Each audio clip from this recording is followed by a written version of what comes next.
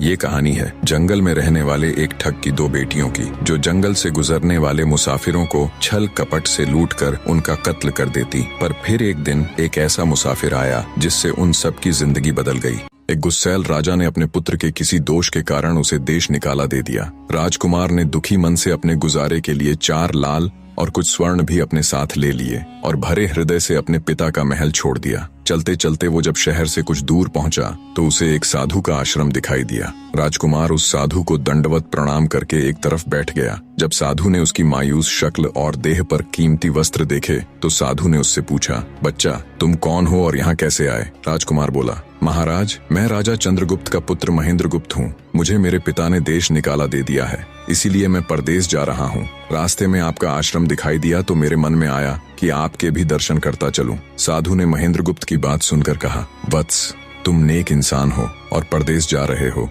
इसलिए मैं तुम्हें 4 बातें बताता हूँ। तुम उन बातों पर अमल करना। परदेश में ये बातें तुम्हारे अवश्य ही काम आएंगी। पहली यह कि परदेश में एक से भले 2 होते हैं। दूसरी यह कि परदेश में दूसरे के हाथ का बना खाना मत खाना। अगर खाना भी पड़े तो पहले किसी जानवर को खिला देना। तीसरी बात यह कि परदेश में किसी दूसरे की बिछाई हुई चारपाई पर मत सोना। अगर सोना भी हो तो पहले बिस्तर को अच्छी तरह झाड़ लेना। चौथी बात यह कि यदि कहीं शत्रुओं के फंदे में फंस जाओ तो जहाँ तक हो सके नरमी और ज्ञान की बातें सुनाकर अपना उद्देश्य प्राप्त करना। साधु ने कहा, मेरी ये 4 बातें हमेशा याद रखना। साधु की बातें सुन साधु को प्रणाम कर राजकुमार परदेश चल पड़ा। जब चलते चलते बहुत दिन बीत गए तो वह एक जंगल में पहुंचा। वहां उसने देखा कि एक चील एक कछुए के बच्चे को लेकर उड़ी जा रही है। संयोगवश बच्चा उस चील के पंजे से निकलकर गिर गया। महेंद्रगुप्त ने कछुए के तड़पते हुए बच्चे को देखा तो उसे बड़ी दया आई। उसने मन में सोचा कि इस बच्चे को पालना चाहिए। इस बच्चे को पालने से 2 बातें होंगी। पहली तो यह कि इस बच्चे के प्राण बच जाएंगे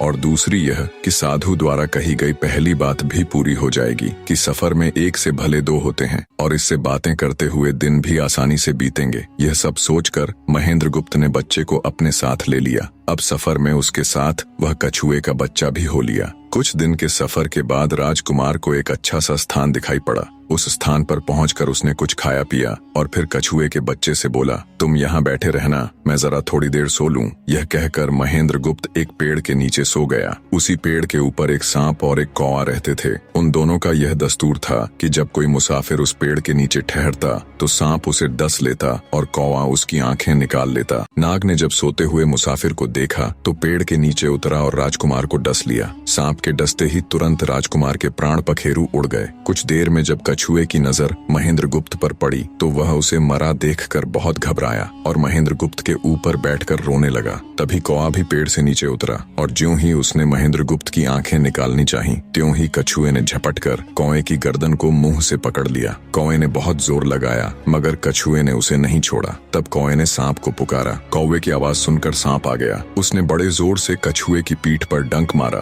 परंतु कछुए ने अपना मुंह भीतर कर लिया। सांप ने कई बार कछुए की पीठ पर डंक मारा किंतु हर बार कछुआ अपना मुंह अंदर कर लेता। जब सांप का कछुए पर बस नहीं चला तो उसने कछुए से प्रार्थना की कि तुम मेरे मित्र को छोड़ दो। यह सुनकर कछुआ बोला, नहीं, तूने मेरे मित्र को डसा है, अब मैं भी तेरे मित्र की जान लूंगा। तू मेरे मित्र को छोड़ दे तो मैं तेरे मित्र को जीवित कर दूंगा। यह कहकर सांप ने काटी हुई जगह पर मुंह रखकर महेंद्रगुप्त के शरीर से विष खींच लिया और बोला, अब तो मेरे मित्र को छोड़ दे। कछुए ने जब राजकुमार को देखा कि उसे थोड़ा होश आ रहा है और उसका जहर उतर रहा है तो उसने कौवे को छोड़ दिया। जब महेंद्रगुप्त को होश आया तब कछुए ने उसे सांप के डसने का सारा हाल सुनाया। कछुए की बात सुनकर तुरंत महेंद्रगुप्त के मन में साधु की बताई पहली बात खटकी। सोचा, साधु की एक बात तो काम आई कि 1 से भले 2 होते हैं। मन ही मन उसने साधु को धन्यवाद दिया और आगे बढ़ चला। चलते चलते कुछ दिनों के बाद जब वे समुद्र के किनारे जा पहुंचे तब कछुए के बच्चे ने कहा, मित्र, मेरा देश आ गया है। यदि तुम कहो तो मैं अपने माता पिता से मिलाऊं। उनसे बिछड़े बहुत दिन हो गए हैं, वे बहुत दुखी होंगे। महेंद्रगुप्त ने उसे जाने की आज्ञा दे दी और स्वयं रात को वहीं समुद्र के किनारे उस जंगल में ठहर गया। जिस जंगल में राजकुमार ठहरा हुआ था उसी जंगल में वहां से कुछ दूर ही एक ठग का परिवार रहता था। ठग के 2 लड़कियां और 4 बेटे थे। उसकी बड़ी बेटी ज्योतिष विद्या जानती थी। जब भी कोई राहगीर, कोई यात्री उस जंगल से गुजरता और उसके पास कुछ कीमती होता तो ठग की बड़ी बेटी अपनी विद्या से जान लेती थी। आज फिर से उसे बहुत दिनों बाद बहुत से खजाने की महक आई। उसने अपने पिता से कहा, ऐसा प्रतीत होता है कि इस जंगल में एक पथिक आया हुआ है। उस पथिक के पास 4 लाल हैं। यदि तुम लोग उस पथिक को यहाँ ले आओ तो उससे लाल लेना मेरा काम है। यदि वे लाल हमको मिल जाएं तो हम जन्म भर के लिए निहाल हो जाएंगे, परंतु उस पथिक को मारना मत, उसे जीवित ही पकड़ लाओ। ठग अपने बेटों के साथ तुरंत उसकी तलाश में निकल पड़ा। वे थोड़ी ही दूर चले होंगे कि उन्होंने देखा एक आदमी एक पेड़ के नीचे सो रहा है। उसे देखकर उन्होंने सोचा कि यह वही पथिक हो सकता है जिसके पास लाल हैं। वे उसे पकड़कर ले गए और अपनी बड़ी बेटी के हवाले करके बोले, इससे लाल निकलवाना अब तेरा काम है। ठग की बड़ी बेटी ने पूरे आश्वासन के साथ कहा, तुम लोग चिंता मत करो, मैं इससे लाल निकलवा लूंगी।